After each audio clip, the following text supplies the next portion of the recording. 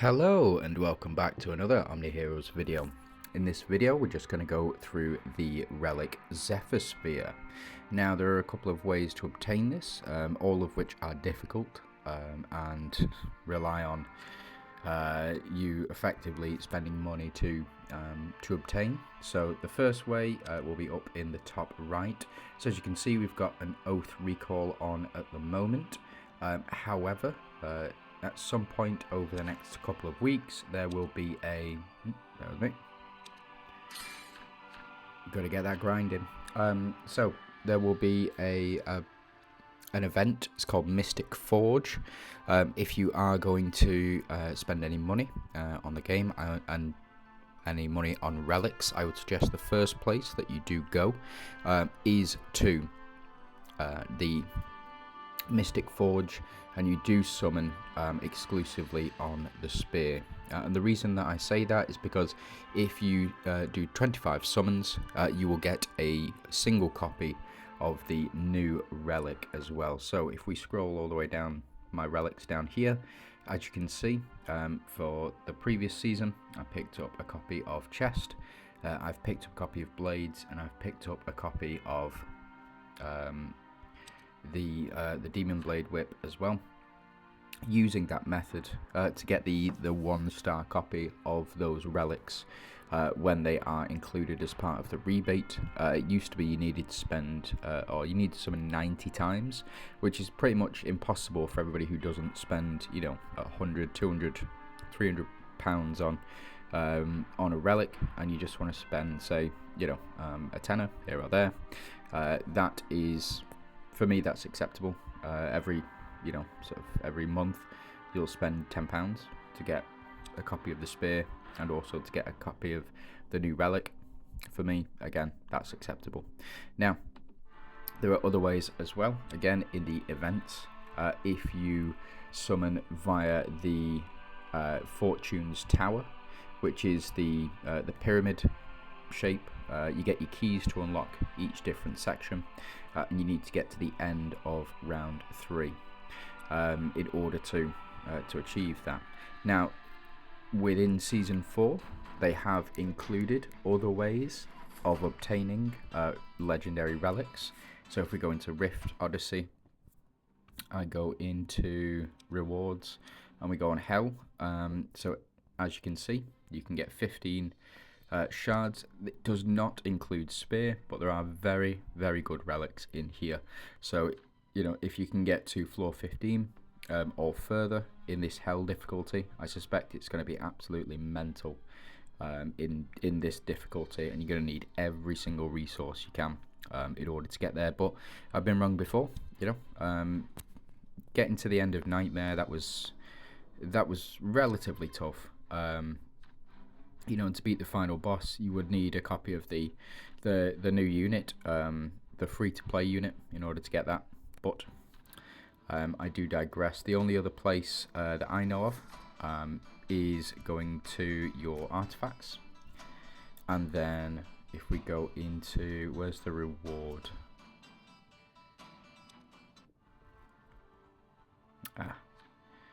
I don't know where that reward is. It is somewhere, I promise.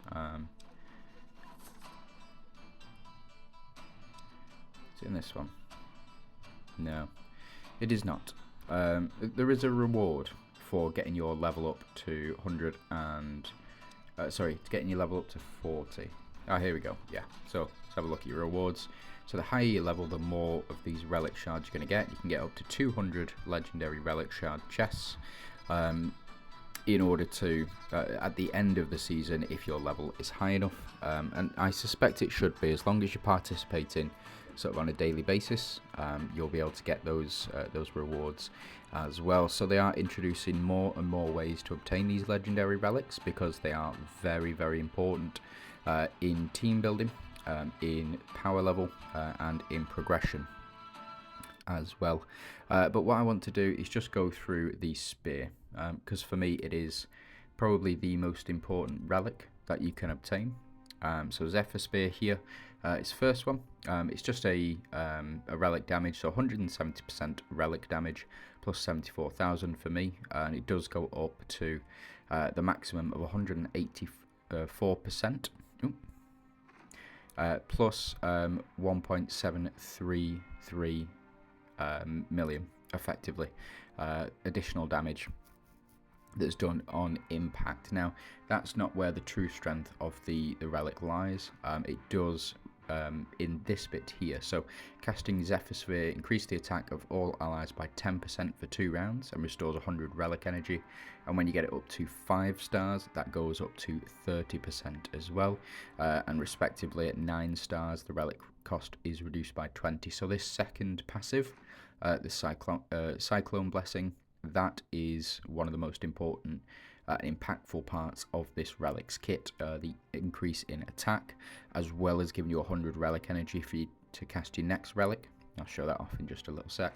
But casting Zephyr Spear grants all allies shield points equal to 300% attack for 2 rounds, and it goes up to 500% of the attack for at 7 stars as well. So the more stars that you pump into this, or the more relics copies that you get of this, the better it will become for you.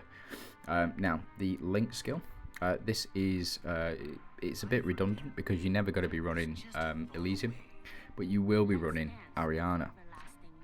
Now, Ariana, I've currently got her at 1 star. Really, you need her at 3 stars to be relevant. But again, it's over the course of a couple of months, you'll build it up, and you'll get Ariana eventually. But casting the Zephyr Spear increases physical damage reduction of all allies by 50%.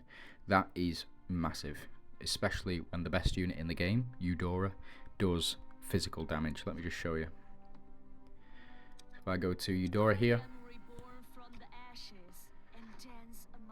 she does 70% physical damage each time, and her next attack 120% physical damage as well. So the best unit in the game is dealing physical. You want that physical damage reduction, as much of it as you can get. Now, it does go up, so as you can see, at 6 stars, physical damage reduction is increased by 75%, and at 8 stars, is increased by 100%. So you do get that 100% damage reduction, or physical damage reduction as well. Really powerful ability. And the last ability here, so we've gone through all of the abilities. This one unlocks at 3 stars, I believe, and the rest of them unlock at 1 and 2 stars respectively. The physical damage reduction unlocks at 2 stars as well. Yeah, I believe it's 2 stars. But again, there's multiple ways of obtaining the sphere. Again, I've gone through them all at the beginning, but you can mainly find them all in this menu here when they are on. So any events which concern relics can be found here, as well as the special events regarding the Fortune Tower, as well as where you're going to pick up 150 shards if you are willing to put a little bit of money into that as well.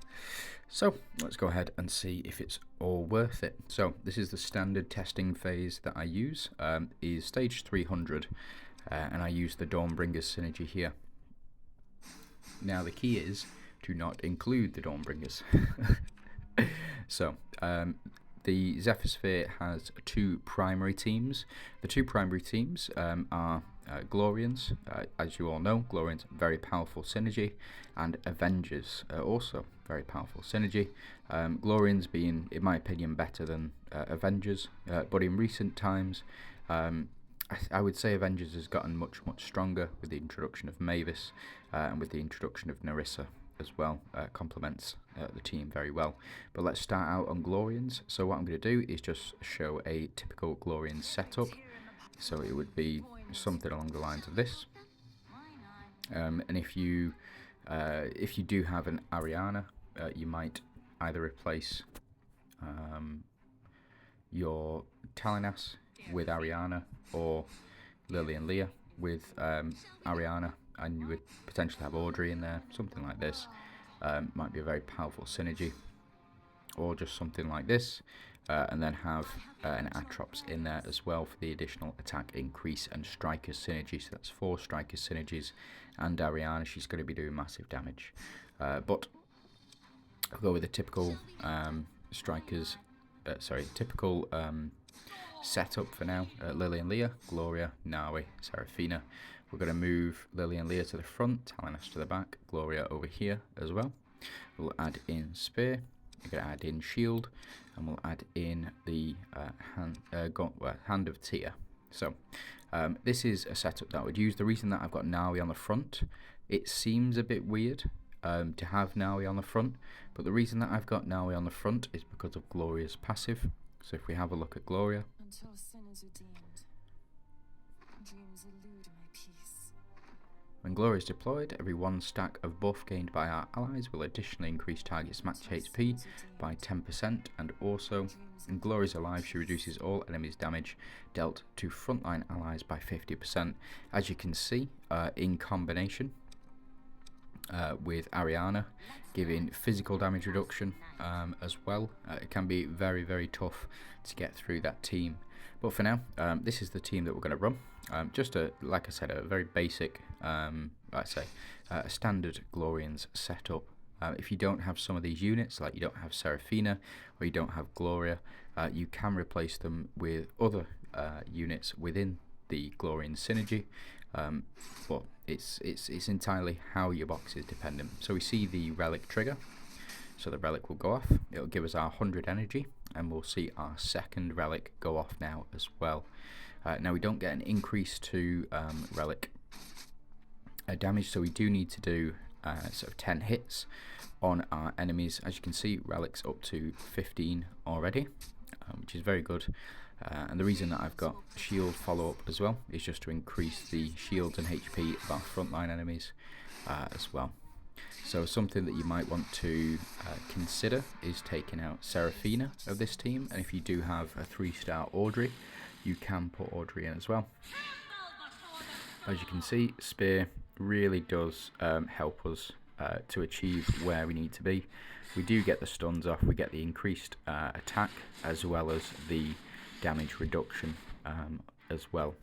The shields for our team here.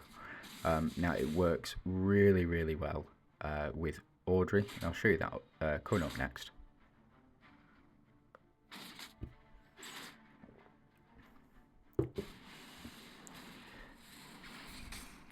So the spear goes off and shield activates once again.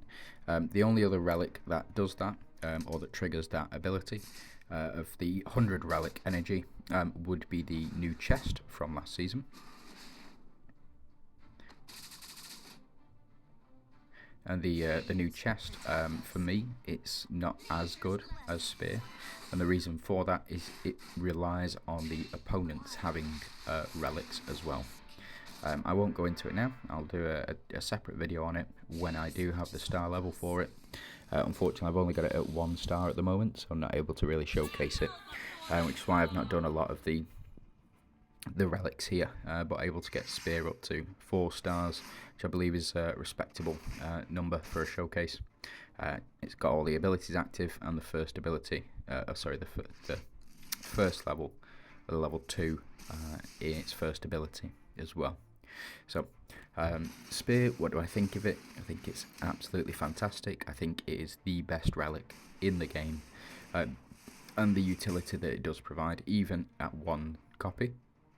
I promise, even at 1 copy, it will change the way that you play the game, just because of how powerful it really is. So if it does come back, the Mystic Forge, if it does come back, please do pick up a copy of the Spear as well. It's just really important within the entire meta of the game that you have that Spear. Now, what we'll do is we'll switch it out, and what you can do is, well, I'm not going to show it off right now. We'll jump into Avengers, and if we've got time at the end, I'll show you how it interacts with Audrey as well, and how powerful she can become.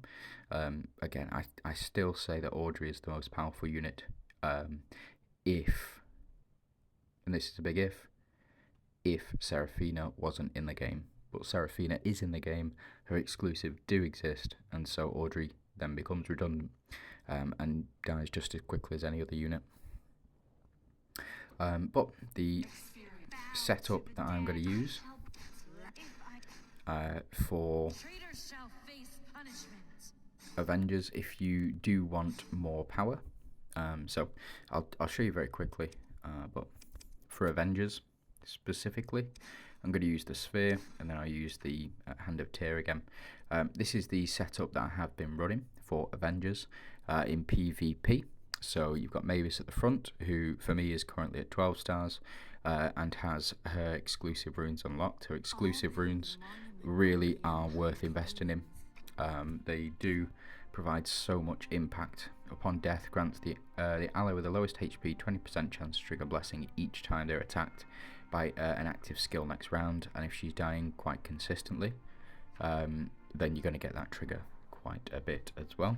I also have Althea, so Althea, Janna, Nerissa as well as the Phantoms within here. If you did want to go full Phantoms, you would take out Lachesis and you would put in Persephone. For me, Lachesis is just a better option. Firstly, she does interact, she does have divine synergies, and she has the royal synergy as well. So as you can see, we've got 2 Celestus, 2 Deviants, 3 Phantoms. We do have 1 Monarch in Mavis, but really want Mavis to be dying as much as possible. Kind of. Like later on you want her to be dying as much as possible. But as you can see, we've got the 5 Avengers, and you see the reason that I choose Lachesis as well is because of this Holy Shield effect here. So we'll get our Spear to trigger. Spear goes off, Holy Shield still active. We get our healing mechanic here.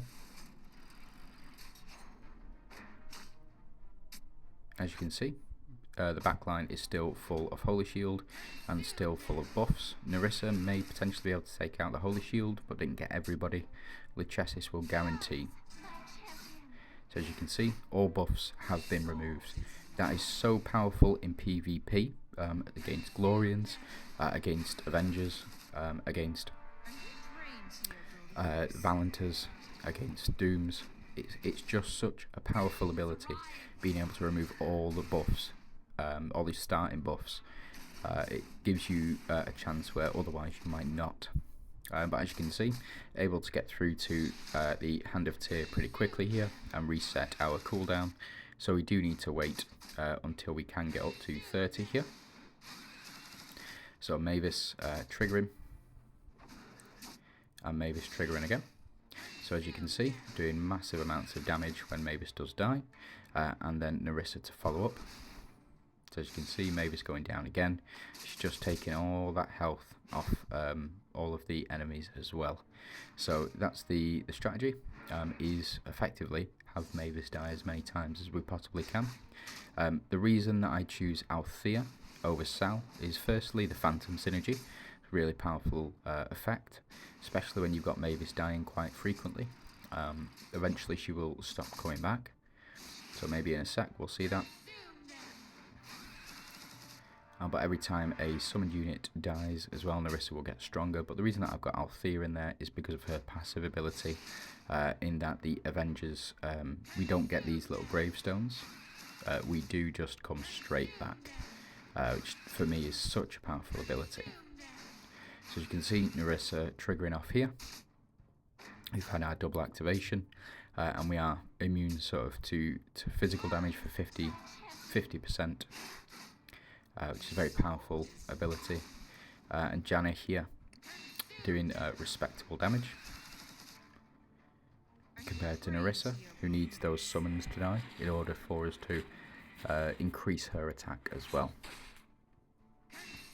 So as you can see, Nerissa going to start to do more and more damage every time.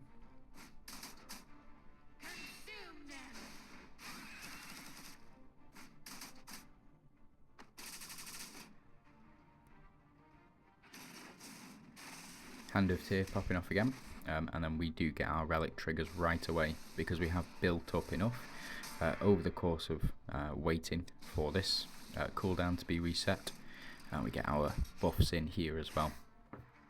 We get as much healing as we possibly can. and our shields from Janna as well. So Avengers, always a very, very slow team, but I think we've seen enough of Spear on that team as well, so ended up finishing them off. If you do want more power on the team, you would take out Althea, you would put Sal in this slot here. So let's go ahead and battle. I'll just show you very quickly. So it did take a bit longer, but Sal was the main damage dealer there as well. So there's one last thing that I do want to show you, which is how this interacts with Audrey as well. So Audrey, I would say my second favourite unit from last season. I think she is potentially the most powerful, especially given that she's a Monarch in the Glorians build. That for me is really essential. But what I want to show you is a build that I have been using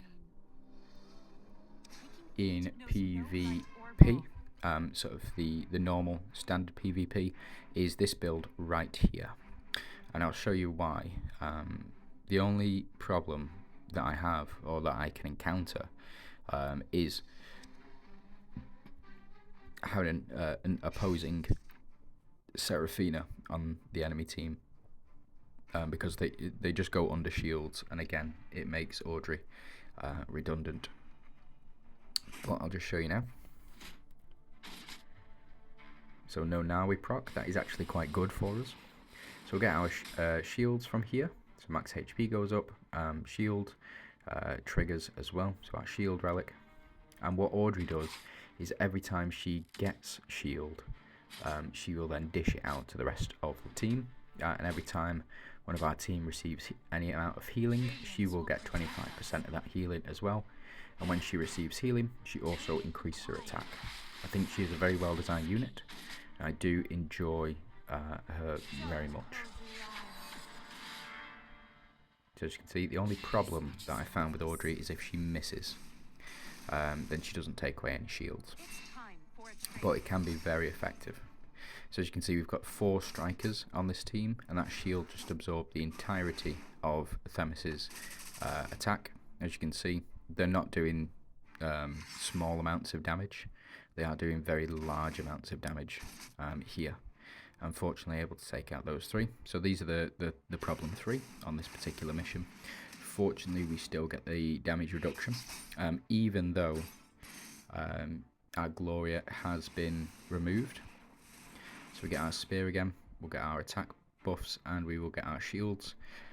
Just getting that shield on, it can be crucial in your unit surviving as well.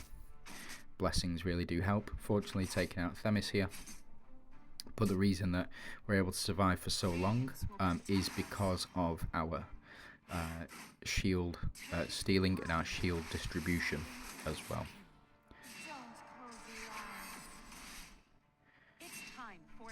So she doesn't do the most damage, Audrey. She does need to build up over time, the same as Catherine, who needs to build up over time as well. Fortunately, we do have Nawi to effectively carry, but as you can see, she's doing respectable amounts of damage even at 3-star, and she's still building up. Fortunately, Blessing there able to save our bacon, and the shield that has been provided to and by Audrey, our bacon once again. So this spear, because it activates so frequently and because you get so much relic energy out of it, that's the reason that it's so powerful. It is such a fantastic relic. I would definitely suggest picking up a copy or 2 or 3 or 4 if you can. So yeah, that will be it for my relic review of Spear. Let me know if I've missed anything, and if I'm missing a trick with it, please do let me know. Thanks for watching. You have a good day.